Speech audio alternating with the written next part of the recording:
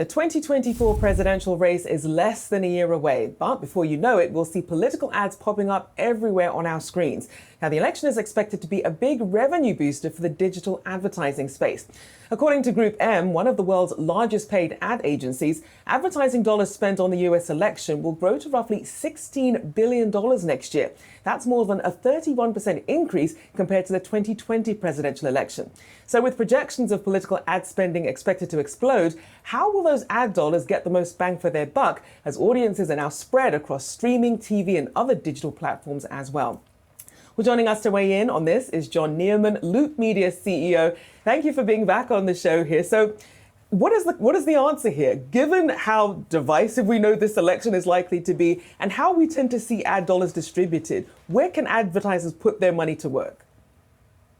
It's going to be an interesting year, isn't it? It's going to be something to watch from top to bottom. So the dollars, as you said, are going to increase. There'll still be a lot going towards linear and cable, but an increasing amount will start to go digital, primarily in streaming, which is where we are out of home. So when you're a captive audience, you're sitting in a bar, a restaurant, a hotel, something like that, it's one of the best places to get your message across. And that's where a lot of you'll start to see that investment ramp clearly as we go through the year. And Jon, what percentage of that political ad spend are we expected to see go towards streaming? We're going to be an estimate, same GroupM estimate, kind of around 13 to 15% of that amount. So again, a significant increase. And I think that's just the normal evolution. They're still used to spending in linear and cable, obviously, but they recognize that the more diverse audience and easier to reach, I think, in terms of different demographics is going to be on streaming. And Jon, of course, we have to talk about AI. As soon as we saw sort of these large language models start appearing, deep fakes in commercials, advertising, things like that. How do you think that's going to affect how we see advertising going forward for the election?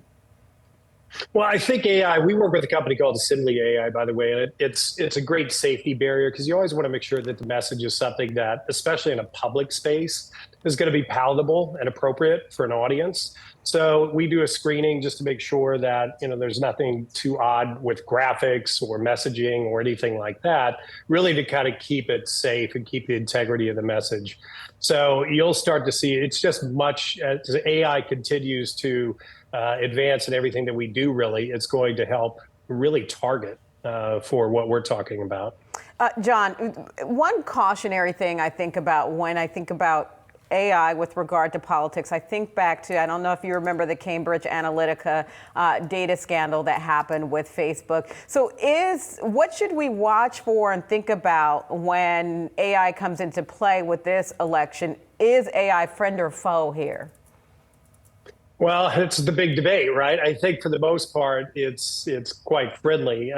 People of nefarious means or anything, they could go about and do what they want. So yeah, I remember that scandal well, and you obviously don't know necessarily sometimes the root to where the messaging is coming from, but that is why we, especially at Loop, like to put in these protections to make sure it's verified, to make sure that these are in fact endorsed messages. And they are conveying something that the candidates want you to see. So I think if people go through those protections and they go through that verification process, it shouldn't be a big issue. And so I think AI, for the most part, will continue to be a much positive impact. And Jon, a lot of attention goes to the presidential candidates themselves, but where else are you actually seeing the ad spending during the political season? Well, this is a really interesting thing, especially for a company like ours. We have something called local ads manager. So you don't have to, it's all kind of down ballot, right? So of course you've got the president, you've got Congress, et cetera. But think about your local city. If you're the mayor, if you're the city council, you can go in a bar and restaurant, you could go to a chain of stores and retail and put your ads on there. It's a terrific new way to reach an audience, a very affordable way to do it. You can do this literally for hundreds of dollars. So it's a great way for people to start. So you'll start to see that growth across whether it's local, county, state, regional, national.